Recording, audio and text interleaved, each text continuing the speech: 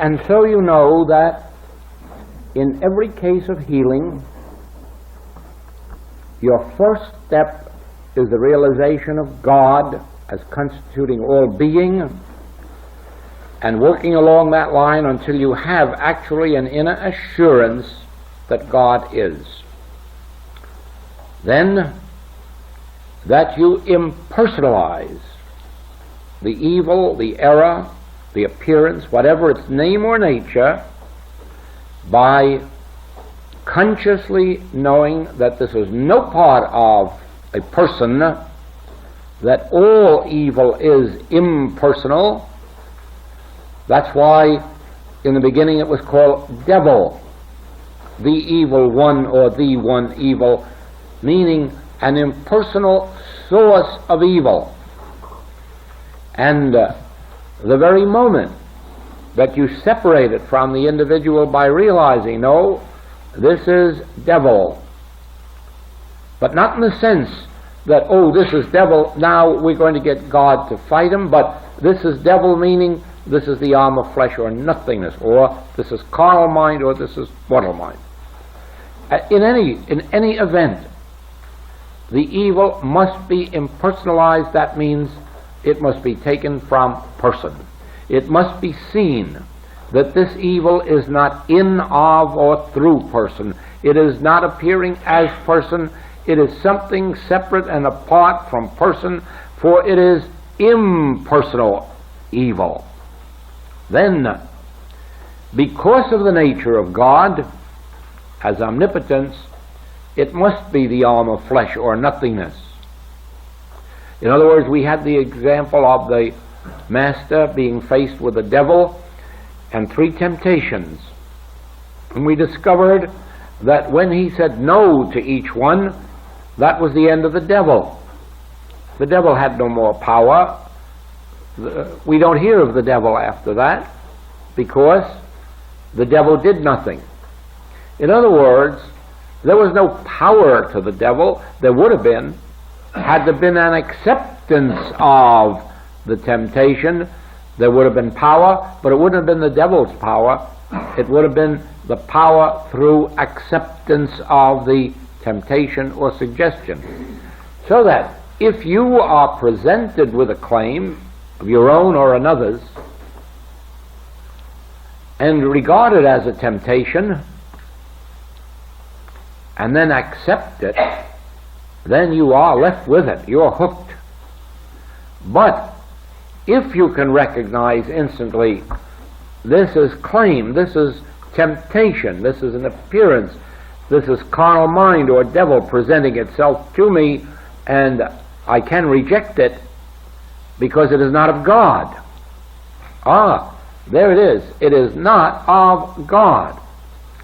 There you must be completely free of all orthodox teachings, because they would convince you that God is responsible for the evils of the world. In other words, when your child is sick or your child dies, the minister says, of course, God called this dear one home.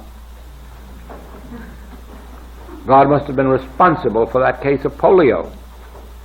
God must have been responsible for these horrible cancers, because the funeral service says God has willed it so, and God has called this one home. That shouldn't even be used in vaudeville.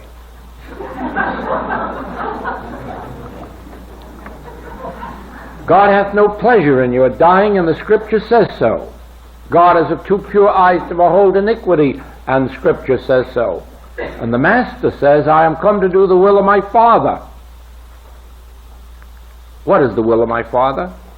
Heal the sick, raise the dead. Then your Father can't be responsible for sickness or death, or the Master could not have thwarted the Father's purpose. So any time that you are tempted to go back to your theology and believe maybe God had something to do with this sin or this disease or this poverty, or maybe God is punishing my sins, tear up your memories. There is no such God. There never was. That was a paganistic concept of the early Hebrews. It should have been thrown out when the Master came to reveal that neither do I condemn thee. And he did nothing of himself, though he was saying virtually, neither does the Father condemn you. Neither does the Father condemn you. And never forget that. No. And though your sins be scarlet, you'll be white as snow. Turn ye and live. God has no pleasure in your dying. And so don't believe for a moment that sin, disease, or death have anything whatsoever to do with God. And if they don't have to do with God, God didn't create them. And if God didn't create them, they can have no existence apart from the mind that is believing in two powers. And that narrows it down to your mind. Do you believe in this universal teaching of two powers, or have you come to an agreement that God is infinite and omnipotent? Now,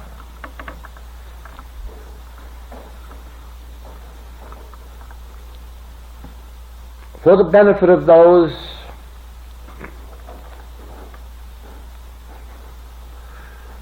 who have already had a measure of success in healing work, let me take you another step.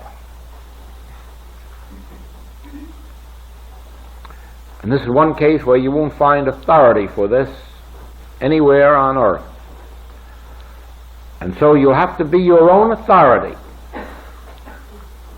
and prove its rightness.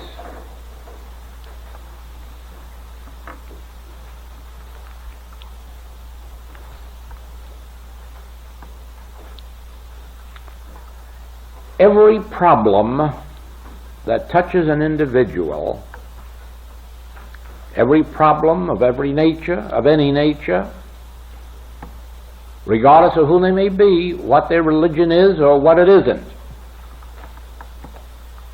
every problem of life is a form of mental malpractice.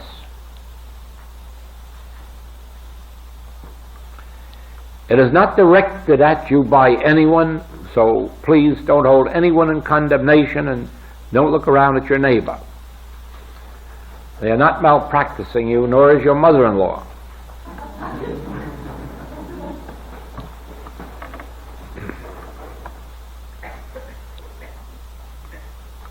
There is a universal malpractice which is the direct result of this belief in two powers. It is entirely universal, but it becomes individual when we accept it, or when we accept ourselves as instruments for its activity. For instance,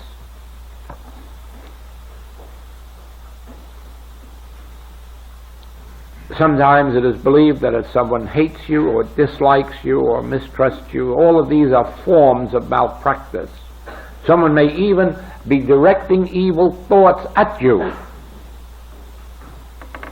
Well, now let us take that at its present basis of human understanding.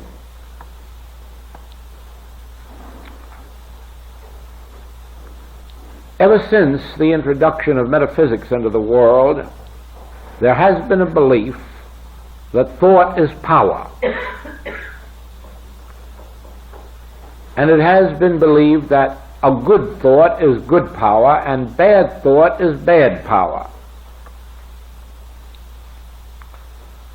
Well, wherever there's a belief in two powers, of course, this undoubtedly operates.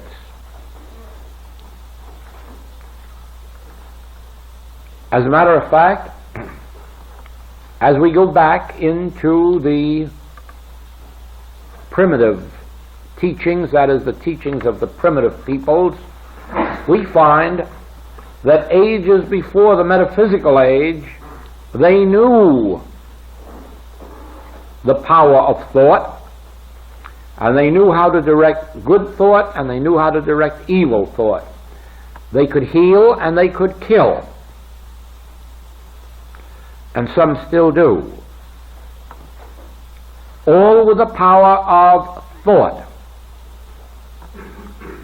Now, when metaphysics came into the world, it was almost as a new discovery, because those concerned with the early days of metaphysics had no knowledge whatsoever of these ancient primitive peoples and their teachings and practices. And so it was presented to the world as a new discovery that thought is power, and that if you hold a good thought, you can heal people. And then, as some of you know, Mrs. Eddy discovered that some of her students were holding bad thoughts and harming their patients. And she exposed that and showed her students of those days how to prevent its occurrence.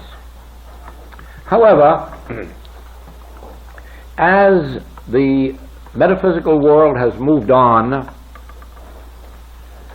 the type of people who have been attracted by Christian Science, by unity, by New Thought, have not been evil people. They have not been the type of people who wanted to use thought for any evil purpose. And so we have had very little in the literature of metaphysics concerning this use of thought for evil purposes. It really took a minister to bring it to light. One who has written a book full of his ignorance of the subject, loaded full, in which he shows some experiments in which good thought, or what he called good prayer, made plants grow faster than their natural growth would be. But I suppose Adam and Eve came to life, and so he had to discover what bad thought would do. And so he taught some people bad thoughts and had them experiment, and found that the plants would wither and die. And so this man, with no training on the subject, says that prayer, correctly understood, can destroy. Don't you ever believe it. Prayer can't. Prayer is your relationship with God. Prayer is the only access we have to God. Prayer is our only means of communion with God. And anyone who says that that can be destructive has never studied the works of Jesus Christ. For he came to this world not to destroy, but to heal, to raise from the dead.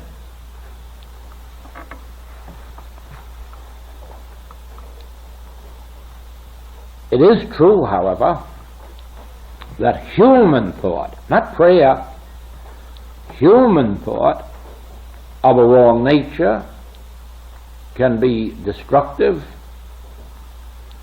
Not quite as destructive as they would have you believe, but it can be destructive, more especially if an individual, like these ancient primitives, concentrate their mental powers to the point of wanting to destroy.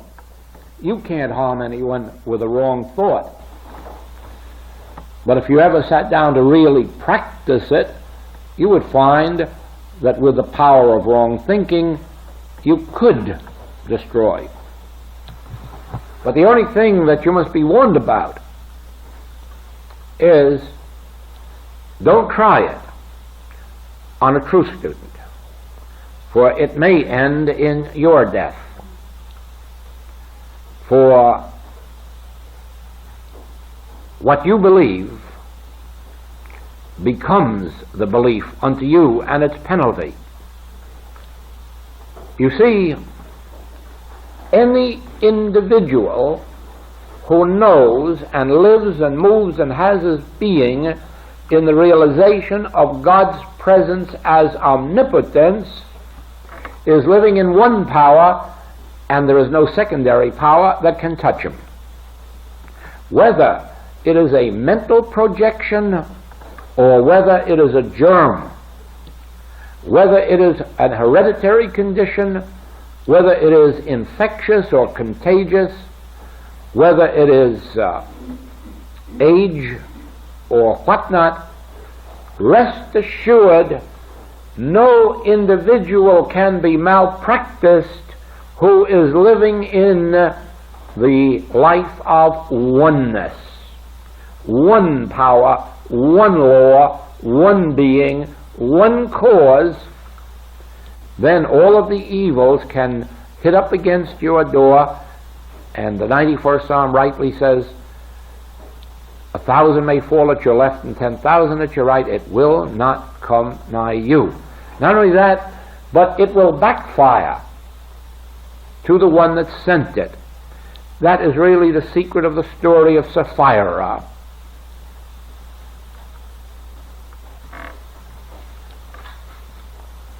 The moment you withhold from God, the moment you withhold truth or from truth, you set up a reaction within yourself, and what the penalty is dependent on the circumstances of the moment. In their case, it was death. In this same way, all evil, whether it appears as lack or limitation, whether it appears as destructive weather, whether it appears as infection or contagion or even epidemic, all of this is a malpractice. Only it isn't directed thought from an individual. It is the universal malpractice which is made up of the belief of two powers, and your protection is living in one power, agreeing that anything other than the presence of God is non-power. This is your protection, and none of these evils can enter to defile or make a lie within you. Also, this is your healing power, to understand that you are not dealing with disease or sin, you are not dealing with floods, you're not dealing with tidal waves or typhoons. You are dealing with a universal malpractice made up of the belief in two powers, and watch how the error begins to subside and finally dissolves.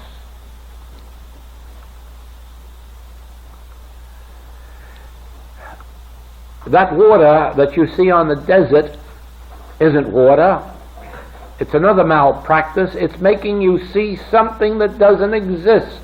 We use another word for it, hypnotism, suggestion. It only means throwing a picture at you and making you see it erroneously. Only, whereas in some metaphysical teachings you have been made to fear people and their malpractice, now release yourself from that nonsense. It really makes no difference if there are people malpracticing. They are not the malpractitioner, and you need fear nothing from them. They are themselves victims of malpractice, of this universal belief in two powers. And you can deprive them of that power just as you can deprive a hypnotist of his power.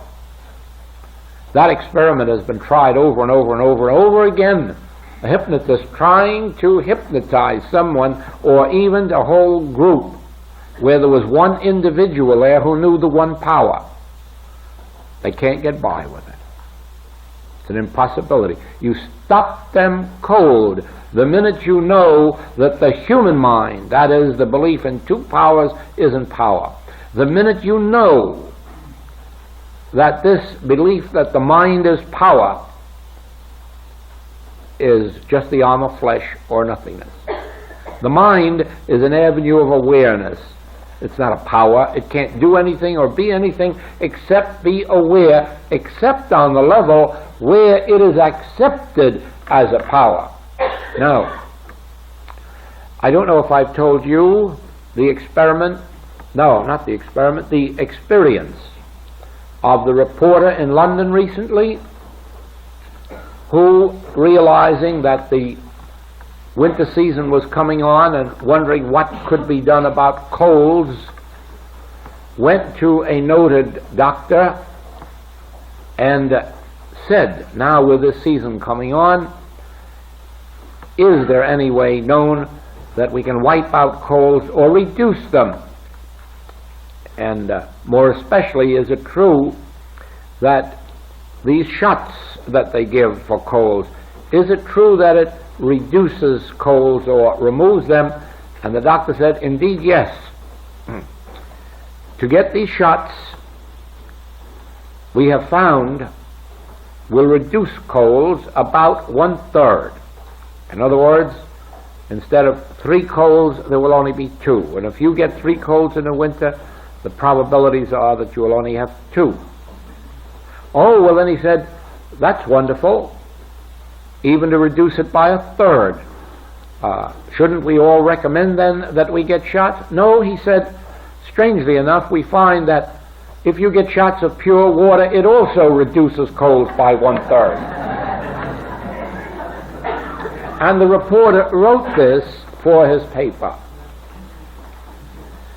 And so it is, you see, a belief in those shots would operate on the level where the belief is. Now,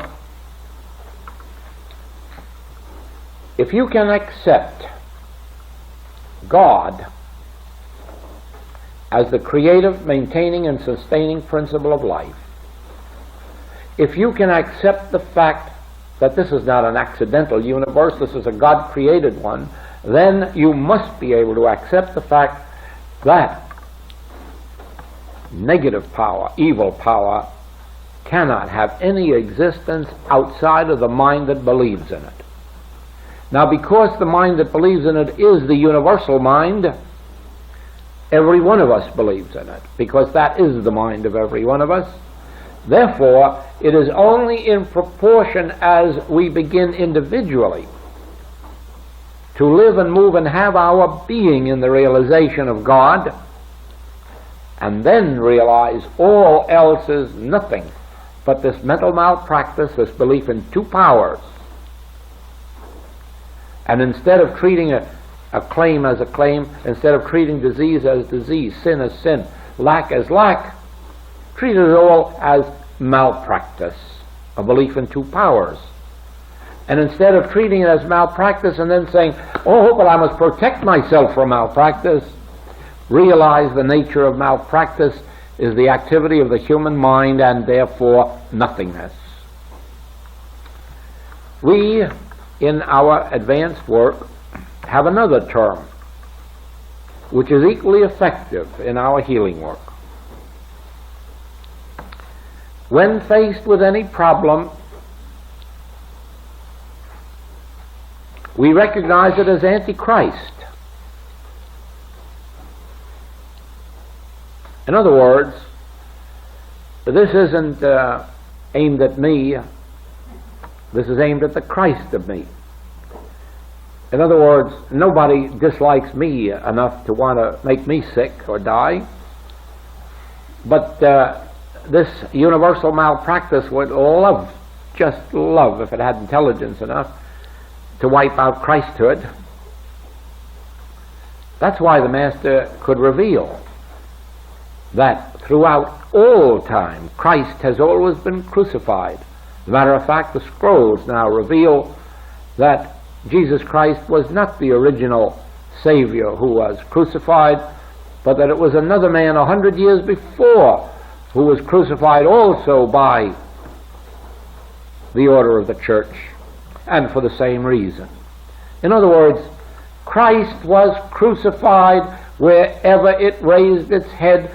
Christ always will be crucified wherever it raised its head, as long as there is a universal belief in 2 powers.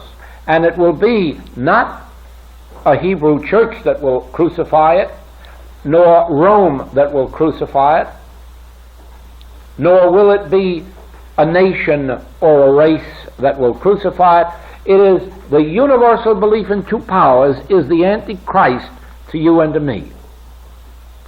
And therefore, when something aims itself at us like a calendar on the wall and says, you're past 70 years and 10,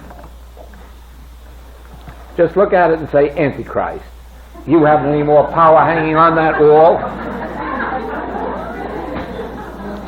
Can you imagine the power of a calendar on that wall? And it frightens every one of us, doesn't it? It's even got the government giving us money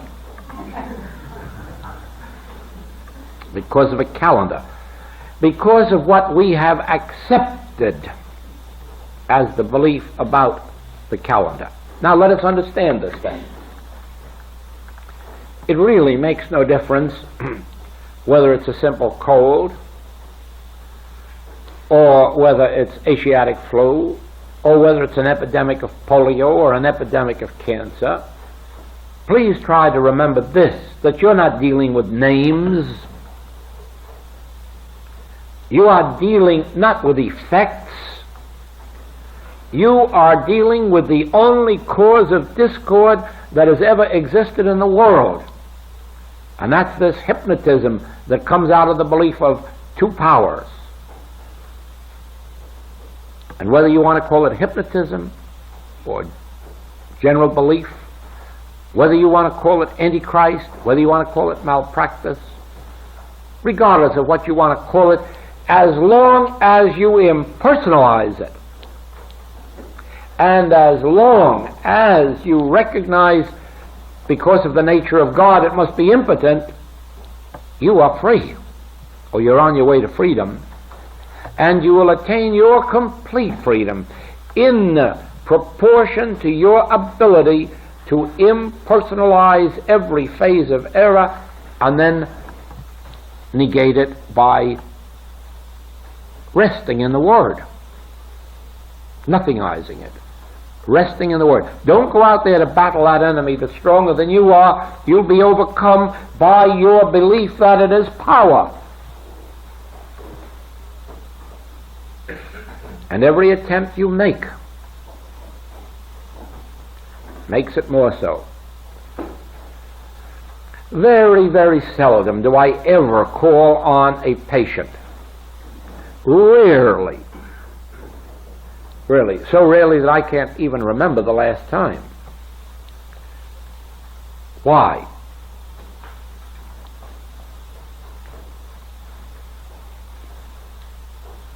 Get the water off the road? It wasn't there to begin with. I don't have to go there to get it off the road. It wasn't there to begin with.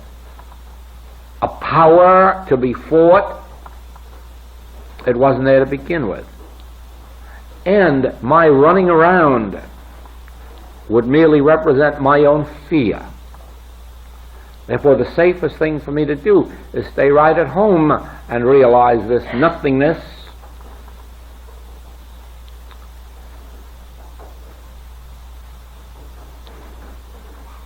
Try to see this. This is an awfully important night in my life, because I'm showing you in just a little while the whole revelation of 30 years of actual work. And the mere fact that you are here, and that hundreds more will be in Los Angeles, and that hundreds more were with us in England, is proof that you've already witnessed fruitage from these principles. The fact that I've been going on 30 years proves the fruitage of this. Therefore, accept it, put it into practice, and then see for yourself. If you can't prove it, that's another thing. But try it. Work with it. Study it. Until you can see that evil isn't evil, it's Antichrist. And Antichrist isn't a power. Antichrist must be recognized as a nothingness. a nothingness that would, if it could, destroy spiritual existence. But can you imagine immortality being destroyed? Can you imagine eternality being destroyed? Can you imagine omnipotence having an opponent? And you can't. Therefore, you have every right, when you translate sin, disease, death, lack, or limitation into such words as, oh, this is malpractice, belief in two powers, or this is antichrist, belief in two powers, or this is a universal hypnotism, belief in two powers. You have every right to turn right over and go to sleep, instead of sitting up to fear it and fight it and protect yourself from it when there isn't any it.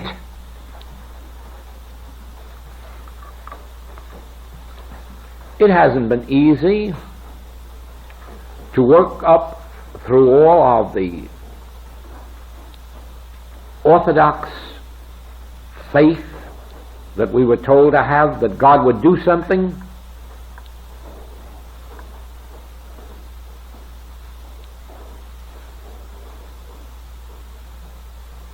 I have been asked the question, if there is a God, where was he? Were those 6 million Hebrews who died in furnaces? Or didn't he like Hebrews? But somebody else says, if there's a God, where was he when 500,000 people were killed in 2 nights in Japan? Didn't he like Japanese?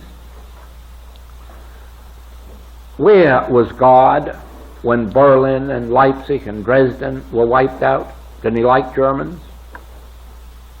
Where was he in the Blitz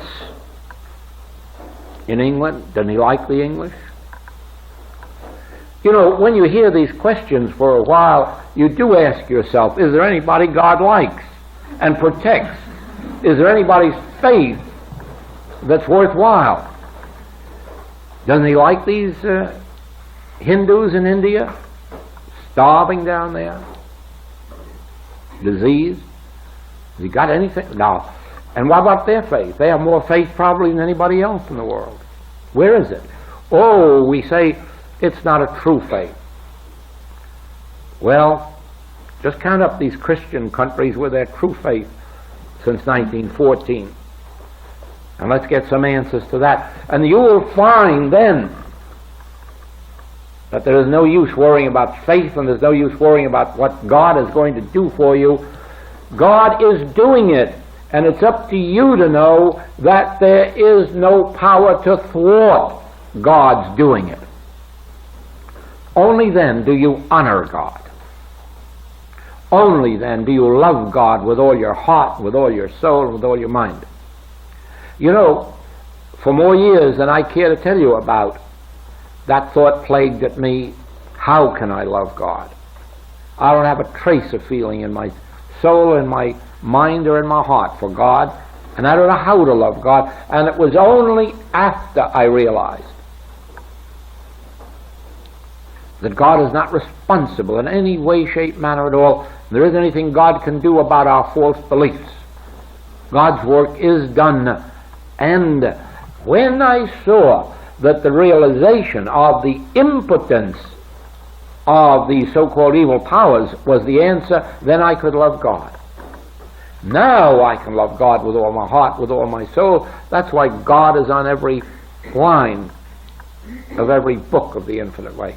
Now I can love God with all my heart, all my soul, because I know God is maintaining and sustaining His universe, and it isn't going to be long until heaven is established on earth.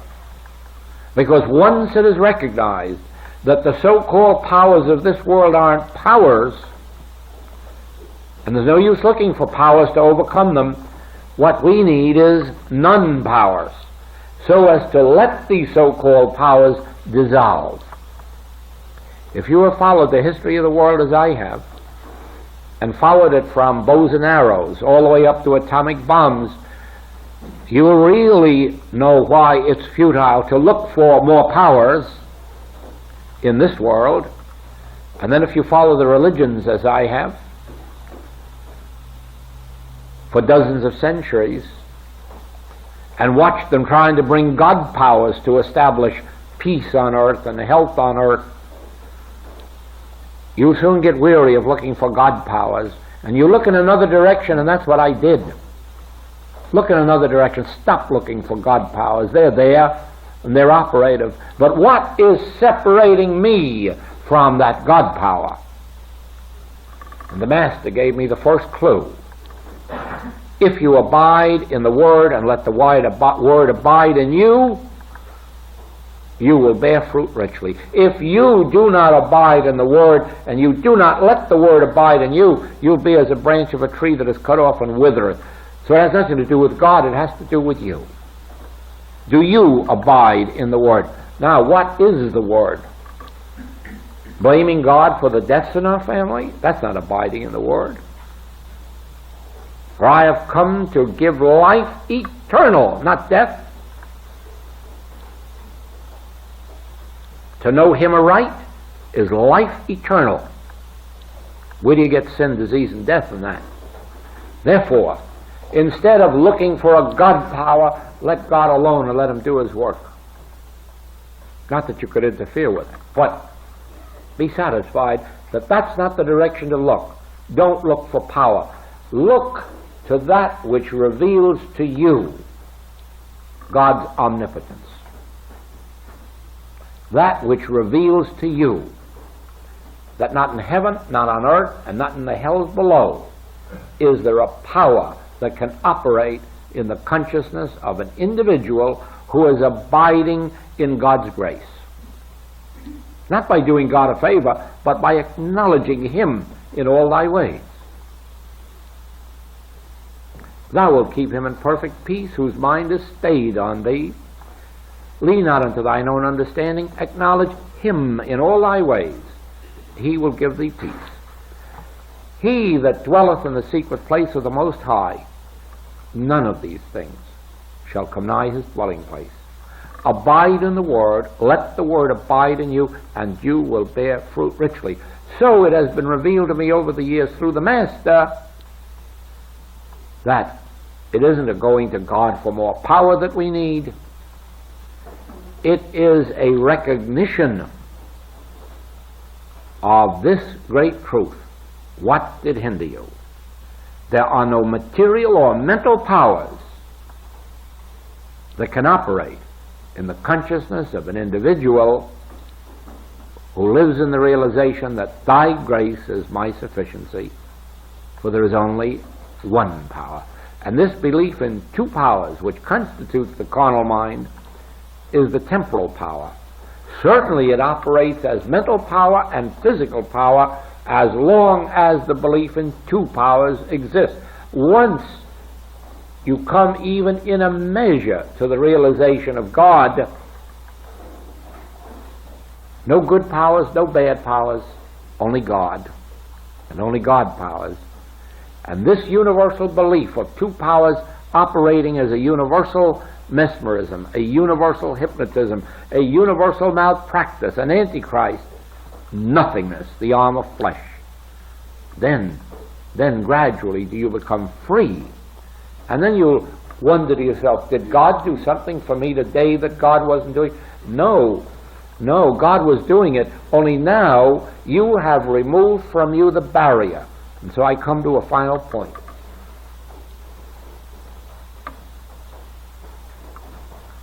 There is a barrier in human consciousness which separates it from God's grace.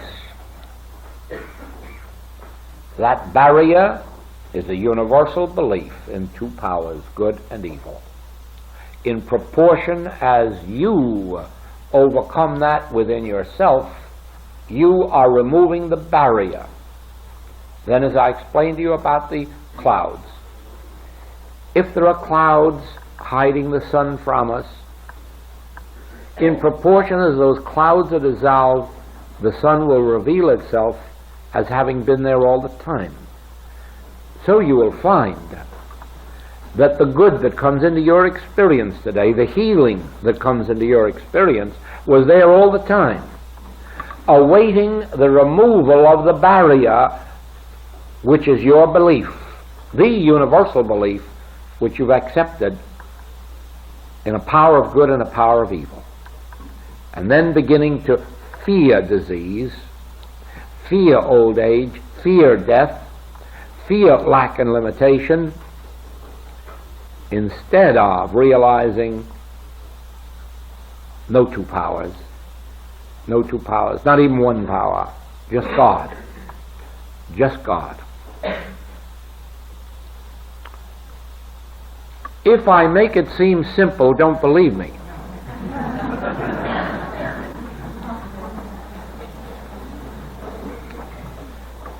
Only one reason that I can state it to you this way: 30 years of practice. Proof. You won't need 30 years because I am giving you this principle, not only in speech, but in a dozen different ways or dozens of different ways in the writings, and you can study and practice and begin to accomplish quickly. Remember, there's no such thing as time.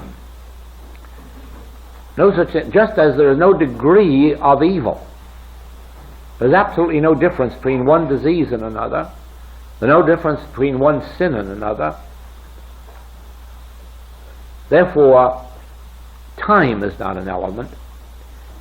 It is only a matter of realizing that the water on the desert isn't water, it's mirage. That disease isn't disease, lack isn't lack, limitation isn't limitation, hate isn't hate, hypnotism isn't hypnotism. All of this is mirage. Rest in this word and don't go out and fight the enemy. You know, it just seems kind of sacrilegious to end 1959 without just this way. Yet there isn't anything I can add to it. And there's only one hope that I'm entitled to, and that is, before another year's around, that you will have proved this so conclusively that it will have rewarded you for the time, the effort, and the expense of coming here. Because you have given it your time, you have given it effort and devotion, and most of you have spent quite a bit of money to get here. And the only way that this can justify itself is in its fruitage in your experience. In offering it to you, it is without any question of its truth or efficacy, but it is with the caution that the fruitage of it is in proportion to your devotion to it. In other words, the bread that you cast on the waters is the only bread that can come back to you. The effort that you make is the only reward that can come to you. We as teachers are like way showers. We're bridges, we're temporary helps, whether as persons or as books. It is you who have to walk on the waters yourself eventually. You who will have to walk into heaven alone. And I think of this often. We came into this world alone, and it must have been a strange experience. And as we make our transition from it, we'll do it alone. We'll be on our own every step of the way. So it is with our spiritual teaching. You can't get to heaven by virtue of having a husband or wife or parent or child or teacher or teaching. You will make your demonstration of heaven on earth all alone. It is for this reason that I discourage discussions of truth or the exchange of ideas, because they're all worthless. The only thing that's worth anything is truth itself entertained in your consciousness. What somebody else's opinion is, how right or wrong someone else may think you are, has nothing whatsoever to do with it, and it won't help you. Even if they agree that you're right, it won't help you. Therefore, discussion is no good. A statement of truth taken into your consciousness and worked with, as the Master asked, take it into the sanctuary of your own being. Pray in secret. Pray in secret. Study in secret. Meditate in secret. Cogitate. And let the fruitage of it appear outwardly. Now, don't be a cloud without rain. Don't go around talking truth. One of the most powerful things the Master taught was, don't pray to be seen of men, because though you will get some credit from men, you forfeit the benefit that you will get from God, or would have gotten. So it is with this. You can, if you like, go out to your friends and relatives and tell them all you've learned here this week, and I'm sure that many of them will pat you on the back and say, that's beautiful and that's fine. And so you can pride yourself that you've not only got some knowledge, but now it's been acknowledged. But I don't mind telling you that you will have lost a great deal of what you gained here. You will just have thrown your pearls before swine. What you keep locked up in you until it becomes a very, very part of your consciousness will manifest itself in health or harmony or peace or prosperity. Then when someone comes to you and says, what have you, you're in a position to share it, not only because you know it, but because you are it. You have demonstrated it. And no one can take it from you now, because if all the world said you were wrong, your demonstration of it proves that you are right. Don't forget, you don't benefit the infinite way when you go out and talk about it, or advertise it, or boast about it, or brag. That's no advertisement for the infinite way, and be assured it doesn't need it or want it. You can be a light of the world for your own sake and for the sake of the world, by locking these secrets up inside your own being until they are yours, and until the fruitage of it begins to appear to your friends, and then begin to feed them. The milk of the Word at first. The milk at first. This lesson which you have had in the last half of this tonight has previously been given only to 12 students.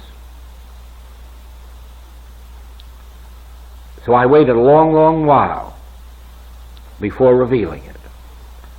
And yet I've witnessed it for years. And the only reason for keeping it is not that I wanted a monopoly, not that I wanted to keep it a secret, but because the students hadn't prepared themselves.